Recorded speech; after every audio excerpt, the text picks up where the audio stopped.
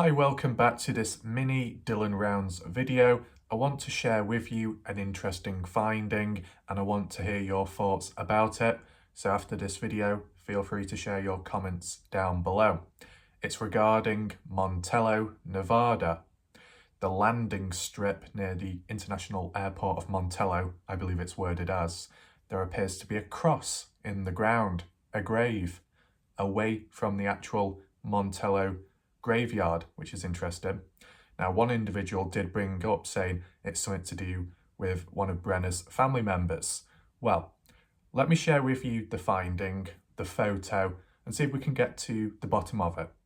Right, so here we are. I'll just tap that so we're facing north.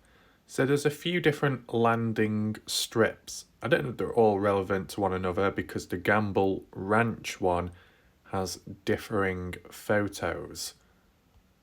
That, and that doesn't seem to be relevant. But the main one is, with the main finding, is down here in Montello.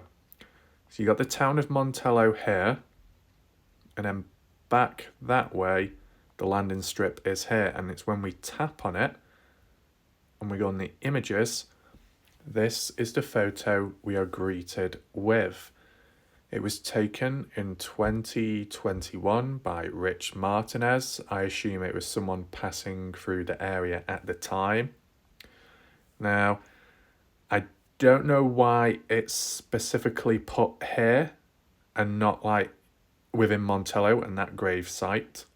If any of you know, feel free to leave your thoughts down below.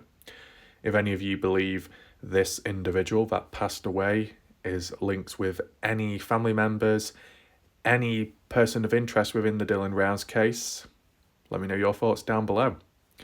I did pick up on it in the past, and then I guess it caught some people's attention recently. I think it was Lacey that talked about it. So I just wanted to do like a little short video now just to share it with you again. So it's like a focal point of this part of the video. Now, you look at the surrounding area, it's pretty just vast, quite sparse, as we know, same old, same old. If we take a look at the cross itself, there appears to be something below it. I don't know if it's tumbleweed or if it's like a decoration, but the actual cross itself, it's a sturdy one, right? It's not makeshift, it's not made out of sticks, it looks like proper metal work, like a 3D cross right in the ground. And it does have a hard hat on the top of it.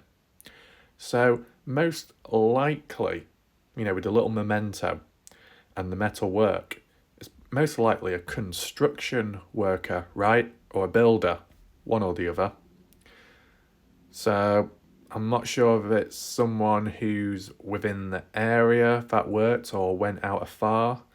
The actual name, the most important part about the cross, it looks like it reads Philip Connor 2000. So I assume the person passed away in 2000, right? Unless that's when they were born. Normally it gives them a date born, like date of birth and death, but maybe they do things differently over that. I'll try and zoom in on the name so you can read it yourself, unless it says something else. It looks like it starts off with a P, H, can't quite make out the next letter, L, L, I, P. So you'd assume Philip, right? And then on this side, it looks like C, O, N, N, O, R. I don't know if they use like a marker pen, because it's not been etched in. It's kind of makeshift. And, it's been there since 2000. It's bound to wear away with time. It might get more rusty as well. You got the hard hat there. I'm surprised it's not been stolen or taken by someone, because of the area, because of the looting and the burglary.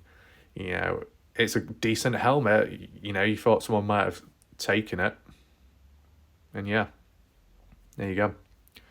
I don't know how many other people know about this, but just wanted to share it with you in case you haven't already seen it. Take in mind. There you go, that's another photo, a bit more zoomed out. You can see the surrounding area a little bit better. You know, have Ty and Lance come across this before? Do they know about it?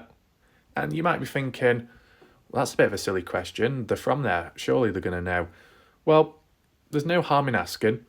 There were some people recently as well that were questioning, I think, Lance and Kimber about Brenner's burnt down trailer, wording it in a way that they never knew of it beforehand and now they just suddenly come across it.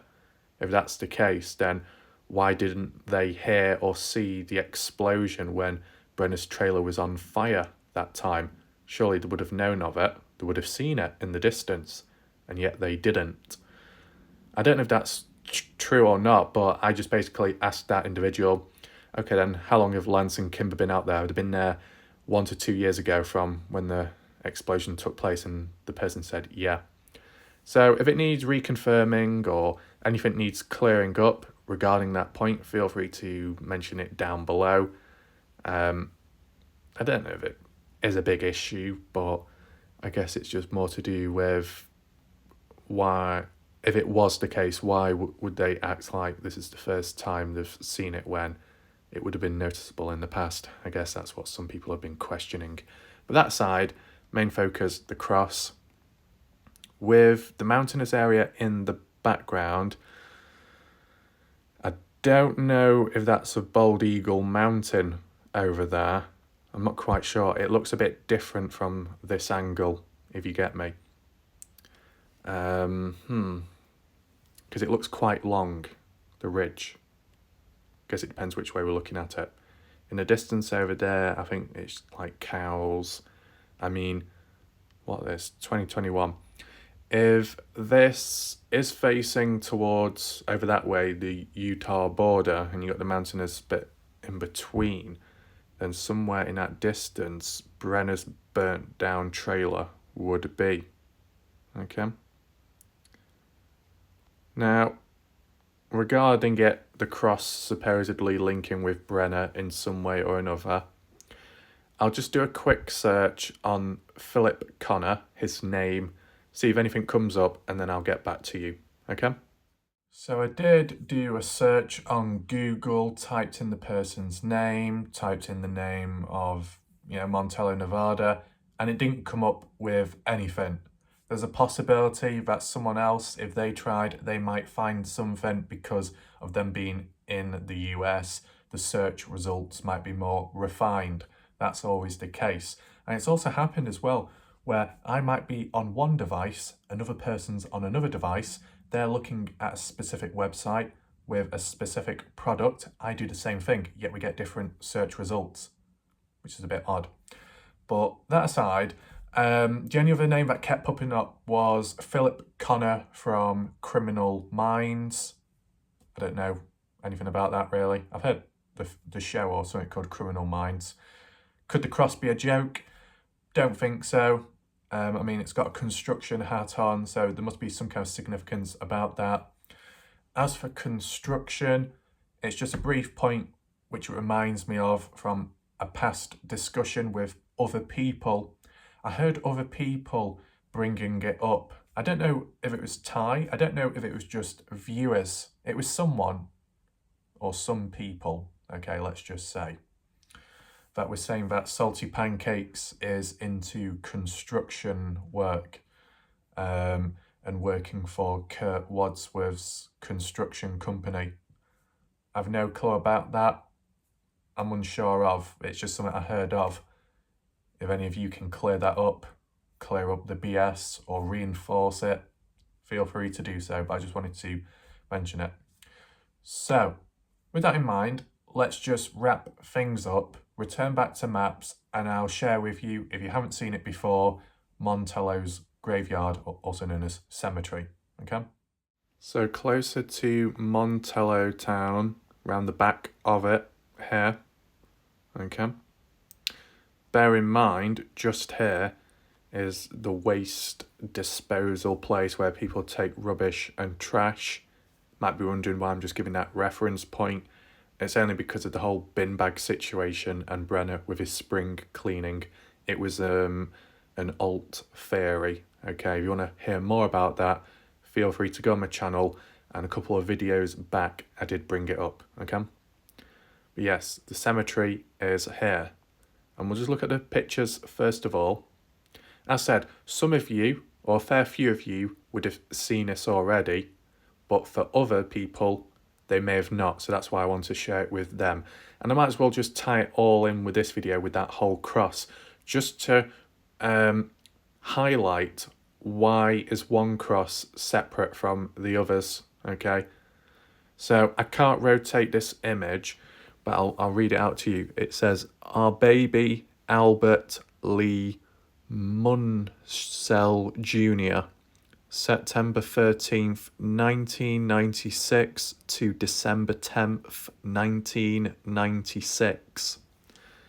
So it was obviously a younger person from the looks of it because of the picture of the person on the grave as well. So it is kind of an old one, this, right? Move on to the next one. That one says, our little angel Mary Viola Thompson, September the 7th, 1984, January 17th, 1987. So another old one, if not older. From the looks of it, seems to be another younger individual. And this one says 10 unknown US soldiers buried here. Victims of, what does that say? Victims of flu epidemic, World War I. So this is quite old as well, as you can see. 10 unknown soldiers. I guess that's just because they weren't identified or recognised at the time. I know you've got that thing in the US, is it the unknown soldier? Or is it unknown soldiers, where you get a soldier or two that are on the premises at all times guarding it. You'll probably know more about it if you can understand my vague description. But when you look at this grave, and what's this, 2021, that's 2022, and that one's 2022. So Deborah Brown. Is Deborah Brown from Montello, or is it just a visitor? I don't know. This one was in 2021, and as you can see, there is flowers around the grave. Well, it might differ from countries or areas, but like when I've been in graveyards, when you do come across the much older graves, even before World War I, they're often abandoned and obviously forgotten because people might not be within the area anymore to visit them, or numbers have dropped. You get the idea. But here, they seem to honour the individuals. I know because it's a soldier, but as I said, from my experiences, you seem often abandoned. But then again, with it being a small community and it's in Montello, all close together, people don't have to cover much distance, right? And then you look here, that is basically that, okay? And I guess you've got the individual crosses for the 10 unknown soldiers. So that makes sense. They've got their own allocated slot. That makes sense. Now, what about just the general population of Montello? If they do pass away, where do they end up? Because I've not seen any pictures of that stuff. We're looking at distance. As I said, you've got some mounds over there. I don't know if that's a grave, but, if you want to tie it in with the Dylan Rounds case, it could be something like that. Some kind of burial, right? Soil disturbance. That's what you could be looking out for. Though that does look quite obvious. And maybe that isn't the case within Lucerne, because they would have found something by now, unless they already have and it's kept quiet, right? And then there you go. That's the end of the photos. So, it's one of those things. You seem to have, unless people just haven't taken photos, but it's weird how some people took photos of this one, the younger people, and then there's a soldier one. And then what about like the teenagers or adults, where do they get buried? Because it doesn't seem to say, right? Might as well just look at it from the maps here, just so you get the idea. There seems to be a few like graves and slots, right? You can see like outline and markers.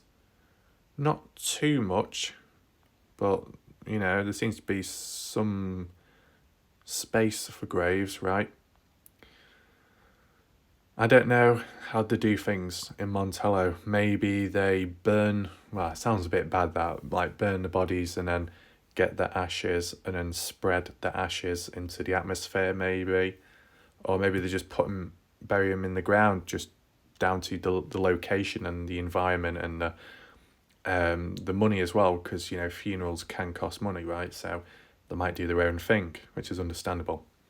So, Montello Cemetery is here, and then the other singular cross is over this way. So why is it separate from Montello? The positioning of it. Does it stand where it is because that's where the person worked? They're responsible for the airstrip, responsible for the airport, responsible for planes, making the planes, fixing planes, or building buildings within this area, constructing. I'm not too sure, because as I said, I tried doing a search and I couldn't find much of Philip Connor 2000. But there must be some significance with him. Is it a positive thing that his grave is in the middle of the ground here and away from the town? Is there a reason for that in any way? It's not quite the best comparison, but if you associated it with Brenner, yeah, Brenner's was living in Montello, but not within the town. He was kind of banished, moved away, and moved on further away from the people because he's a danger. People are probably annoyed of him, etc. So does that apply to the person that passed away with that grave? Probably not, because if it was a problem, there's a possibility that the gravestone would have been desecrated, right? I mean, this is only a situational theory, right? But let's just say Brenner was responsible for Dylan's death and was convicted, charged, but then he passed away. And let's just say for some reason he had a grave put in Montello because that's where he once lived. Do you think that grave would remain? I don't think it would. I think people would damage it, desecrate it and everything, right? Due to public opinion, So because that grave, what we saw before, Philip Connor, and the helmet still remaining on top, not being touched, you probably think it's a respected local, possibly, right? So, yeah, there you go. Also, the only other thing I'll share with you briefly, in case you haven't seen it already, I just got to try and find it very briefly. I think it's down here, right? Got to try and figure out which one is which. This is just to do in relation with the graves, okay? So whilst we looked at the Montello one and was like, okay, is it this one? I know, I went on the wrong one, silly. Was it this one?